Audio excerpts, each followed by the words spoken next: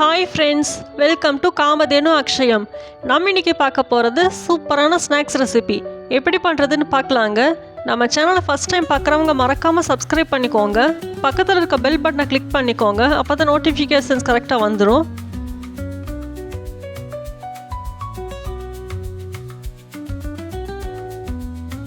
முதல்ல மிக்சிங் பவுலில் எடுத்துக்கலாம். அதில் 2 கப் அரிசி மாவு சேர்த்துருக்கேன். நான் இன்றைக்கி கடையில் வாங்கின அரிசி மாவு தான் எடுத்திருக்கேன். இதுவே நம்ம வீட்டில் செஞ்சதாக இருந்தால் இன்னுமே நல்லாயிருக்கும். 2 கப் அளவுக்கு எடுத்திருக்கேன். மாவை நல்லா சலிச்சிட்டு எடுத்துக்கோங்க, அப்போ தான் நல்லாயிருக்கும். இப்போ ஒரு கடாயில் 2 கப் அளவுக்கு தண்ணி சேர்த்துருக்கேன். நம்ம எந்த கப்பில் மாவு எடுத்தோமோ அதே கப்பில் 2 கப் அளவுக்கு எடுத்திருக்கேன். 1 கப் மாவுக்கு 1 கப் தண்ணி சரியாக இருக்கும். இது எதுக்குன்னு பார்த்தீங்கன்னா மாவை வேக வச்சு எடுக்கிறதுக்காக தான். இப்போ இது கூடயே தேவையான அளவுக்கு உப்பு சேர்த்துக்கலாம். நான் இன்றைக்கி கல்லுப்பு தான் சேர்த்துருக்கேன். மாவுக்கு தேவையான அளவுக்கு சேர்த்துக்கலாம். உங்களுக்கு டேபிள் சால்ட் போடும்போது அளவு தெரியும்னா அதை கூட சேர்த்துக்கலாம். இப்போ இது கூடவே 1/2 டீஸ்பூன் அளவுக்கு எண்ணெய் சேர்த்துக்கலாம். இது குக்கிங் ஆயில் தான். இந்த தண்ணி நல்லா கொதிக்கட்டும். இப்போ பாருங்கள், தண்ணி நல்லா கொதிக்க ஆரம்பிச்சிருச்சு. இப்படி தண்ணி நல்லா கொதிக்கணும், அப்போ தான் மாவு நல்லா வெந்து வரும். இப்போ நம்ம மாவை சேர்த்துக்கலாம். எடுத்து வச்சுருந்தாலும் 2 கப் மாவு அதை சேர்த்துட்டு நல்லா கலந்து விட்டுறலாம். ஸ்டவ் மீடியம் ஃப்ளேம்லேயே இருக்கட்டும். மாவு சேர்த்துட்டு ரொம்ப நேரம்லாம் கலக்கணுங்கிறது அவசியம் இல்லை. ஒரு 2-3 நிமிஷத்துக்கு கலந்தாலே நல்லா கட்டிப்பட்டு வரும், அவ்வளோதான். மாவு நல்லா தண்ணியோடு ஒன்று சேர்ந்து வந்தாலே போதும். இப்போ பாருங்கள், நல்லா ஒன்று சேர்ந்து வந்துருச்சு. போதும், ஸ்டவ் ஆஃப் பண்ணிடலாம். இதை இப்போ ஸ்டவ்லேருந்து இறக்கி வச்சிடலாம். இந்த மாவு கை பொறுக்கிற சூடளவுக்கு வரட்டும். மாவு நல்லா கை பொறுக்கிற சூடளவுக்கு வந்துருச்சு. இப்போ இது கூட 1/2 டீஸ்பூன் அளவுக்கு சீரகம் சேர்த்துக்கலாம். இது கூடவே 1/2 டீஸ்பூன் அளவுக்கு மிளகாத்தூள் சேர்த்துக்கலாம். இது தனி மிளகாத்தூள் தான். இதுவே நல்லா கலர் கொடுக்கும். நம்ம காஷ்மீரி சில்லியெல்லாம் எடுக்கணுங்கிறது அவசியமே இல்லை. இப்போ இதை நல்லா கையால் கலந்து விட்டுறலாம். இதை நல்லா பிசைஞ்சு விட்டுறலாம். சப்பாத்தி மாவு பதத்துக்கு வந்துடும். ரொம்ப அழுத்தம் கொடுத்து பிசையணுங்கிறது அவசியம் இல்லை. லைட்டாக பிசைஞ்சாலே போதும்.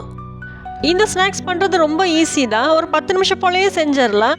மாவு இது மாதிரி வேக வச்சு எடுக்கிறதுனால நம்மளுக்கு நிறையாவும் கிடைக்கும்.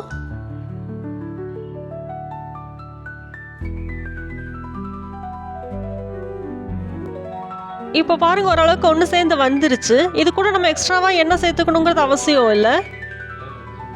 எல்லா மாவையும் நல்லா பிசைஞ்சாச்சு. இனி நம்ம உருண்டை பிடிக்க ஆரம்பிச்சிடலாம். சின்ன சின்ன பால்ஸாக எடுத்துருக்கேன். இந்த அளவுக்கு இருந்தால் சரியாக இருக்கும். இது நம்ம 2 கையால் வச்சு நல்லா தட்டி எடுத்துடலாம், அவ்வளோதான். நம்ம 2 கைக்கு இடையில வச்சு நல்லா தட்டினாலே போதும். இந்த ஷேப்பில் வந்துடும். சைடில் கிராக்ஸ் இருந்தாலும் பரவாயில்ல, அது பார்க்குறதுக்கு நல்லா தான் இருக்கும். சைஸ் பார்த்தீங்கன்னா நம்மளுக்கு பிடிச்ச சைஸ்க்கு எடுத்துக்கலாம். நான் இந்த அளவுக்கு எடுத்துருக்கேன். இது கூட கருவேப்பிலை இதெல்லாம் சேர்த்துக்கணுங்கிறது அவசியம் இல்லை. இதுவே நல்லா தான் இருக்கும்.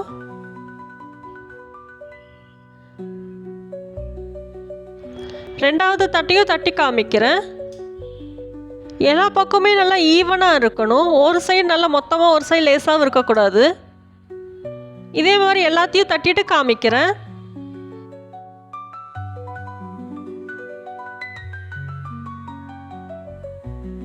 எல்லா மாவையும் நல்லா தட்டி வச்சுட்டேன். நான் எல்லா தட்டும் இதே சைஸில் தான் எடுத்துருக்கேன். இனி நம்ம சுட ஆரம்பிச்சிடலாம். கடாயில் தேவையான அளவுக்கு எண்ணெயை காய்ச்சிருக்கேன். இது சன்ஃப்ளவர் ஆயில் தான். எண்ணெய் நல்லா சூடாகட்டும்.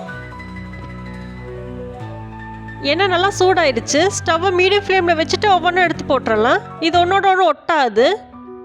நான் இன்றைக்கி இது 2 பேட்சஸாக போட போகிறேன்.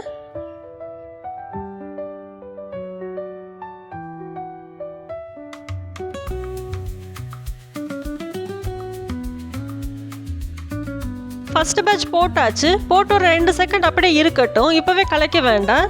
இப்போ நம்ம கரண்டியால் எல்லா பக்கம் நல்லா திருப்பி விடலாம். அப்போ தான் ஈவனாக எல்லா பக்கமும் நல்லா செவந்து வெந்து வரும். நான் ஏற்கனவே சொன்ன மாதிரி இந்த ஸ்நாக்ஸ் பண்ணுறது ரொம்ப ஈஸி. ஒரு 10 நிமிஷம் போலேயே செஞ்சிடலாம். மாவு வேக வச்சு செய்யும் போது நிறையாவும் கிடைக்கும். நம்ம இதுக்கு மாவு அரைக்கணுங்கிறதுல அவசியம் இல்லை. நம்ம வீட்டில் அரிசி மாவு இருந்தாலே போதும், ஈஸியாகவே ரெடி பண்ணிடலாம். இது சாப்பிட்றதுக்கு ரொம்ப நல்லா இருக்கும். நல்லா மொறு மொறுன்னு டேஸ்ட்டாகவும் இருக்கும்.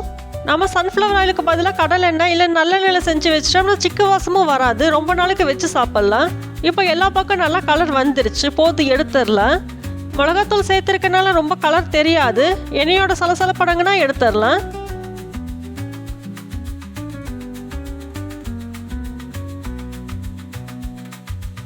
இந்த தட்டையில் அதிகமாக எண்ணெயும் பிடிக்காது.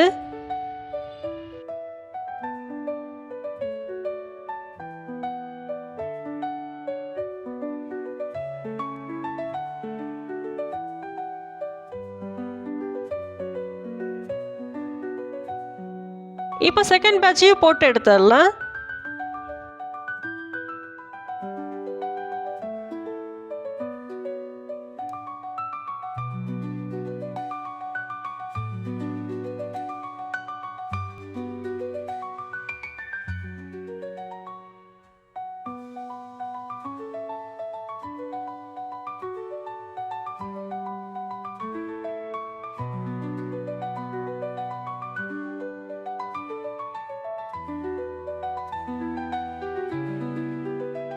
செகண்ட் பேட்சையும் எடுத்தாச்சு, அவ்வளோதான்.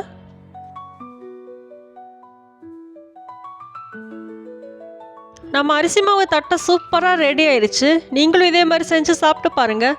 வீடியோ பிடிச்சிருந்தா லைக் பண்ணுங்கள். காமதேனு அக்ஷயத்துக்கு சப்ஸ்கிரைப் பண்ணுங்கள். தேங்க்ஸ் ஃபார் வாட்சிங்.